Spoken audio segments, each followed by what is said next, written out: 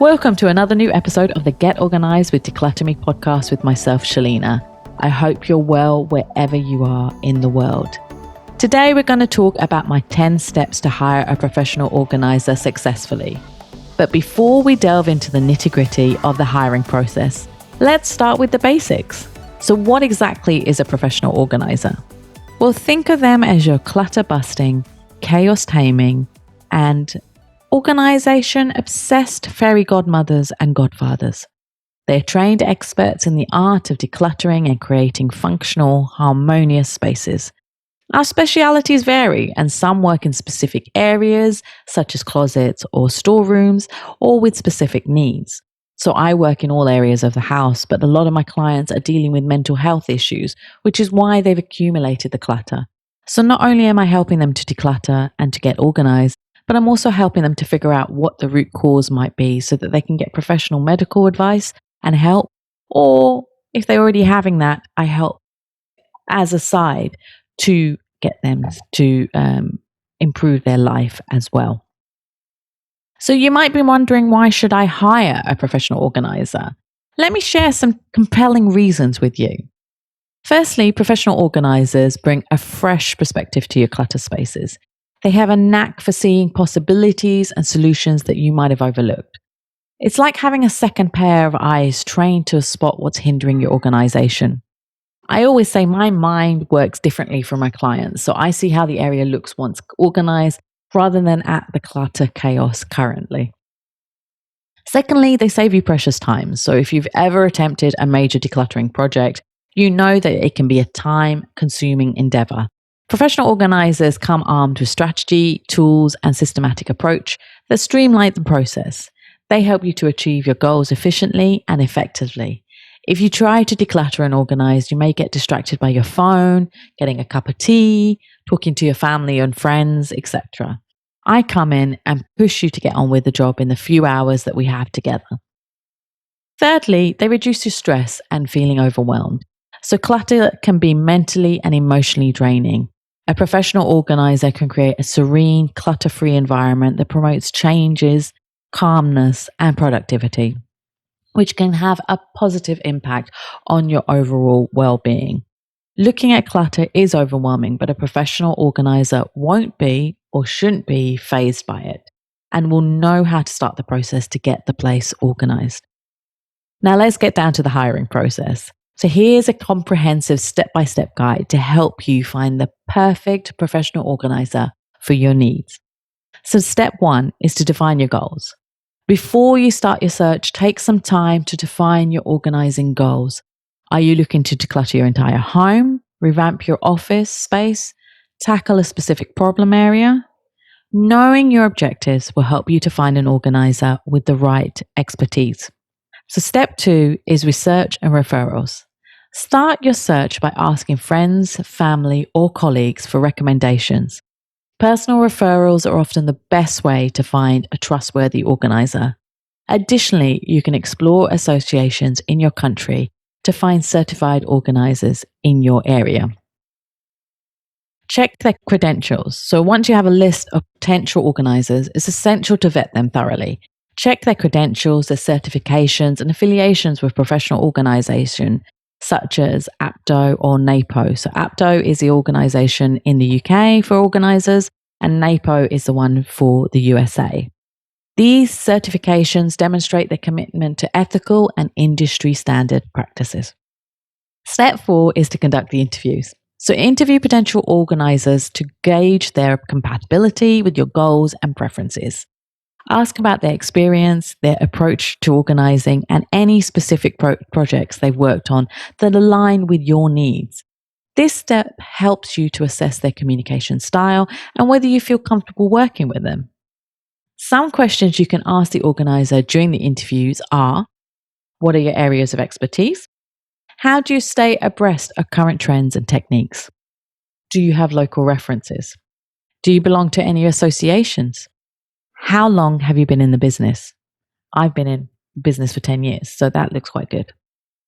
Which days and times do you work generally? Do you bring the material or do I have to get it in advance? Do you take items away for donation and consignment and rubbish? And if so, is there an additional charge? Do you work alone or with a team? Is there advertising in your car?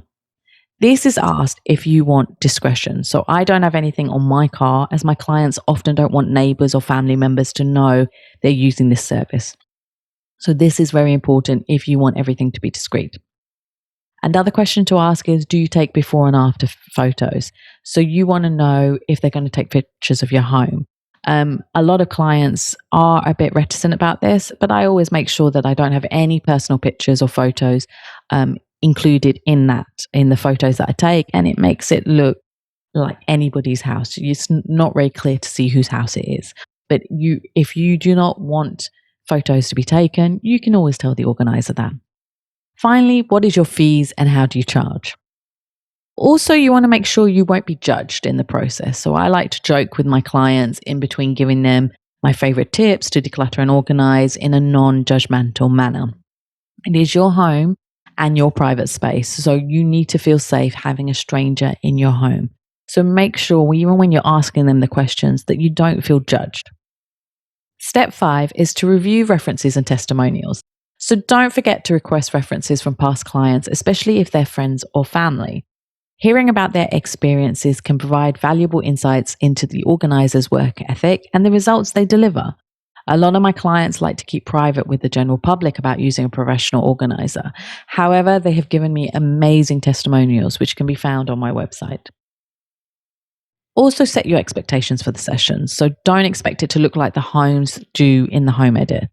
In that show and in other shows, there is a lot of filtering, unnecessary use of expensive boxes, and rainbow colors that often don't work in most homes in reality, even though I know it's a reality show, but there is a lot of tweaking. So bear that in mind and think about your expectations. Step 6, discuss the fees and contract. So clarify the organizer's fees and terms of their agreement. Some organizers charge by the hour, while others offer package deals. Ensure that you understand the payment structure and any additional costs involved. Remember also that professional organizers are not made, so do not expect them to charge the same rate. It is a specialized skill to declutter and organize, and the fees are normally reflective of the skills and the amount of years worked in this field. Remember, cheap organizers doesn't mean best organizer as well. Step 7 is to sign a contract. So once you've satisfied with your choice, sign a contract that outlines the scope of work, timelines, and payment terms. Having a written agreement ensures that both you and the organizer are on the same page. Step 8 is to begin the organizing process. So congratulations, you've hired a professional organizer. Now it's time to roll up your sleeves, get to work. Your organizer will guide you through the process, offering tips and solutions tailored to your needs, whether that's online or offline. They will do it with you to get you through that whole process. Next, step 9 is to maintain the momentum. So professional organizers not only transform your space, but will also equip you with the skills and mindset to maintain organization in the long run. Stay committed in the process and the systems put into place. Step 10 is to then celebrate your success. So finally, don't forget to celebrate your clutter-free organized space. It's a significant achievement and you deserve to enjoy the benefits of a more streamlined and stress-free environment. One of my favorite things to do is to see my clients' shoulders. So when they first start with me, it's always high up like a mountain.